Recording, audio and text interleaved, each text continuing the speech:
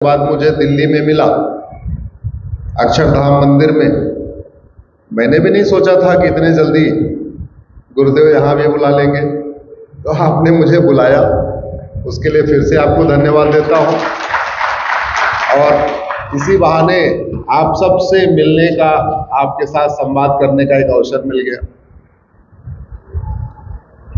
एक बार मेरे साथ बोलिए, भारत माता की, भारत माता की, भारत माता की, धर्म की, अधर्म का, प्राणियों में, विश्व का। ये जो 4 वाक्य है ना, एक भारत श्रेष्ठ भारत बनाने के लिए ये चारों वाक्य को पूर्ण करना नितांत आवश्यक है। लेकिन अगर आप चारों वाक्य को ध्यान से देखिए, धर्म की जय हो, अधर्म का नाश किए बिना धर्म की जय हो सकती है क्या? जोर से बोलिए जरा। प्राणियों में सद्भावना हो, अधर्म का नाश किए बिना प्राणियों में सद्भावना हो सकती है क्या? भारत का कल्याण हो, विश्व का कल्याण हो, अधर्म का नाश किए बिना भारत का कल्याण हो सकता है क्या? मेरा व्यक्तिगत ये मानना है कि धर्म की जय तभी होगी जब अधर्म का नाश होगा, प्राणियों में सद्भावना तभी होगी जब अधर्म का नाश होगा, विश्व का कल्याण तभी होगा जब अधर्म का नाश होगा। और धर्म और अधर्म के बीच में संघर्ष सदियों से चलता रहा है। देव दानव युद्ध पहले भी हुआ, मानव राक्षस युद्ध पहले भी हुआ, कौरव पांडव युद्ध पहले भी हुआ, राम रावण युद्ध पहले भी हुआ, पूरा इतिहास भरा हुआ है। प्रत्येक युग में युद्ध होता रहा। दूसरी बात ये,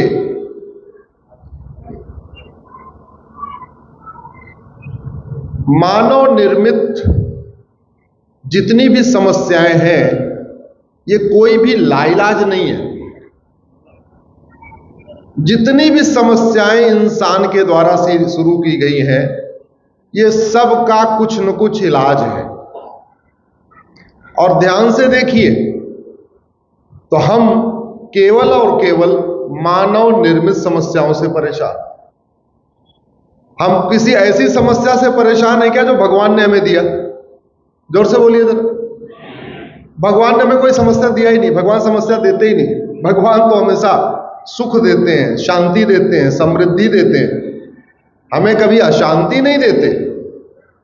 तो जितनी समस्याएं हैं,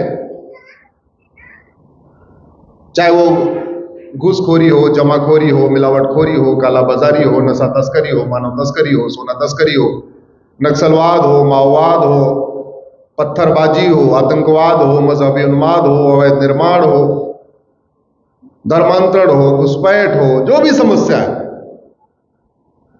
जितने अधर्म वाले कार्य हैं, इसको कौन करता है? मानव। और इसका मतलब ये लाइलाज तो नहीं है, इलाज है। अब एक भारत श्रेष्ठ भारत बने, इसके लिए जरूरी है धर्म की जय हो। तो धर्म की जय करने के लिए इतना भव्य मंदिर बना हुआ है, स्वामी जी, महाराज जी, सब लोग करते रहते हैं, सामने सामने बैठे हुए सब धर्म की जय कर रहे हैं। इसलिए हमने अपने लिए जो रास्ता चुना, वो चुना अधर्म का।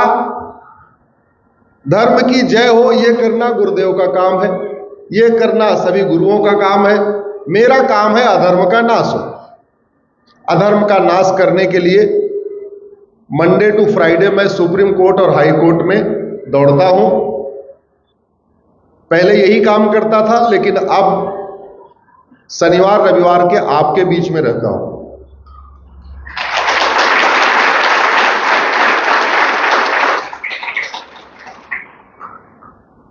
फ्राइडे को सुबह अपना बैग लेके निकलता हूं, सुप्रीम कोर्ट जाता हूं, शाम को कोई फ्लाइट पकड़ लेता हूं, किसी एक शहर में जाता हूं। सैटरडे को सुबह एक शहर में, सैटरडे शाम को दूसरे शहर में, संडे दोपहर या संडे शाम तीसरे शहर में, और उसके बाद फिर यहां से वापसी।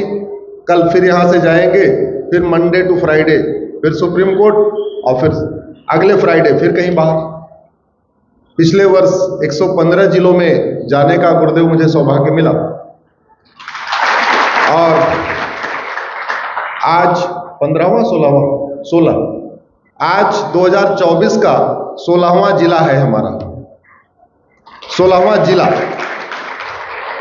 लक्ष्य है इस वर्ष 125 जिलों का कि दिसंबर तक 125 जिलों में जाएंगे।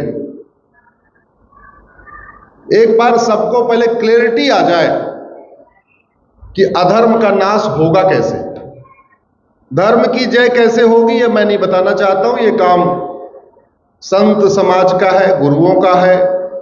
ये मंदिर में सिखाया जाता है धर्म की जय कैसे होगी, प्राणियों में सद्भावना कैसे होगी ये भी बताया जाता। मैं तो केवल अधर्म का नाश कैसे होगा यही बताने के लिए निकला हुआ।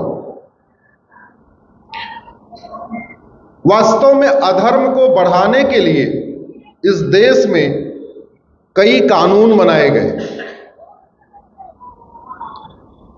कश्मीर पिछले 70 साल से अशांत था कि नहीं? जोर से बोलिए जरा।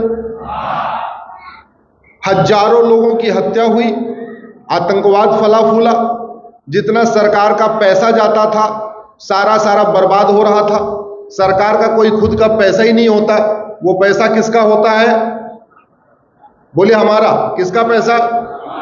अरे जीएसटी आप देते हो, इनकम टैक्स आप देते हो, रोड टैक्स आप देते हो, टोल टैक्स आप देते हो, वैट आप देते हो, टीडीएस आप देते हो। सरकार को कोई पैसा थोड़ी होता, सारा पैसा आपका होता है। तो आपका पैसा पानी की तरीके कश्मीर जा रहा था, बर्बाद हो रहा था। इसके मूल में क्या था? एक धारा, और वो कौन सी थी? 370 गई तो कश्मीर में शांति आई कि नहीं? आई कि नहीं? 370 जाने के